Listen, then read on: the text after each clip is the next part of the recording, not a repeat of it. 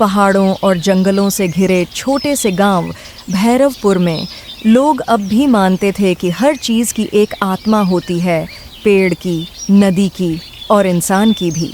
गांव के बाहर एक पुराना रास्ता था जो सीधे एक सुनसान घाट की तरफ जाता था। वहीं आधी रात को अक्सर कोई स्त्री के हंसने की हल्की आवाज़ सुनी जाती थी। गांव वाले कहते थे वो कर्ण पिशाचनी है जो मनुष्यों के कान में फुसफुसाकर उनकी आत्मा निकाल लेती है। पर उस गांव में एक नौजवान रहता था, देव, शांत स्वभाव का, सीधा सादा। उसका काम था घाट के पास बसे लोगों तक दवाई पहुंचाना। सब उससे कहते, देव, रात में उस रास्ते से मत जाना, वहां कुछ है। देव मुस्कुरा देता, डर से तो इंसान जीना ही भूल जाएगा काका। एक रात जब चांद पूरा था, उसे मजबूरी में वही रास्ता लेना पड़ा। दूर से झील का पानी चांदनी में चमक रहा था। हवा में किसी स्त्री की धीमी गुनगुनाहट थी, जैसे कोई लोरी गा रही हो। देव ठिठक गया। कौन है वहां? अंधेरे में से एक परछाई उभरी। सफेद साड़ी में एक स्त्री, बाल खुले, चेहरा धुंध में छिपा। उसकी आवाज कोमल थी। डरो मत, मैं कोई बुरी आत्मा नहीं। देव ने कांपते हुए कहा, तो कौन हो तुम? मैं वही हूँ जिससे सब डरते हैं, कर्ण पिशाचनी। देव के पैरों के नीचे जमीन सूख गई। तुम मुझे नुकसान पहुंचाओगी? वो बोली, नहीं, मैं किसी को नुकसान नहीं पहुंचाती। बस जो मुझे सुनता है वो सदा के लिए मेरी बातों में खो जाता है। देव पीछे हटने लगा, पर तभी हवा में किसी और की फुसफुसाहट गूंजी। भाग मत रे देव, वो झूठ बोल रही है।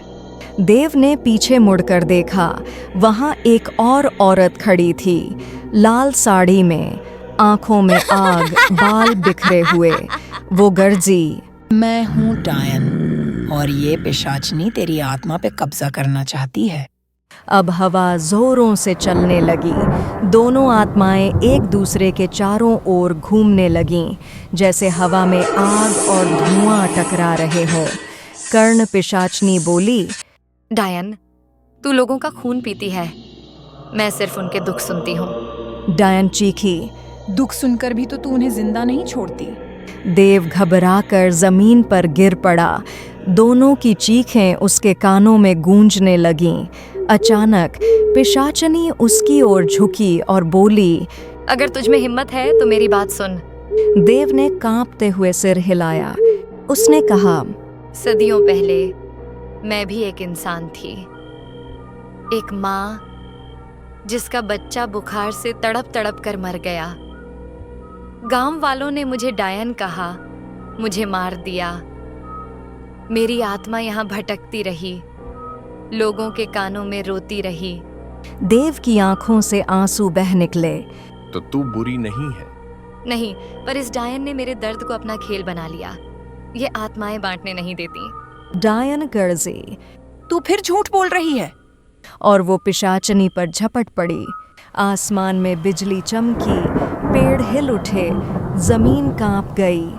देव ने कांपते हुए हाथ जोड़ लिए। हे माँ, अगर तुम सच में किसी की माँ हो तो बस एक बार शांति दे दो। अचानक सब शांत हो गया। चांद की रोशनी में सिर्फ देव दिख रहा था और दो परछाइयां जो धीरे धीरे धुएं में बदलकर आसमान में विलीन हो रही थीं। सुबह जब गांव वाले पहुंचे, देव घाट के पास बैठा था। उसकी आंखें लाल थीं, पर चेहरे पर अजीब सी शांति थी। कर्ण पिशाचनी बुरी नहीं थी, बस अधूरी थी, और हर अधूरी आत्मा बस सुनी जाना चाहती है। डर हमेशा भूतों से नहीं होता, कभी कभी दर्द से भी होता है, और जब कोई उस दर्द को सुन ले तो सबसे भटकी आत्मा भी अपना रास्ता पा जाती है।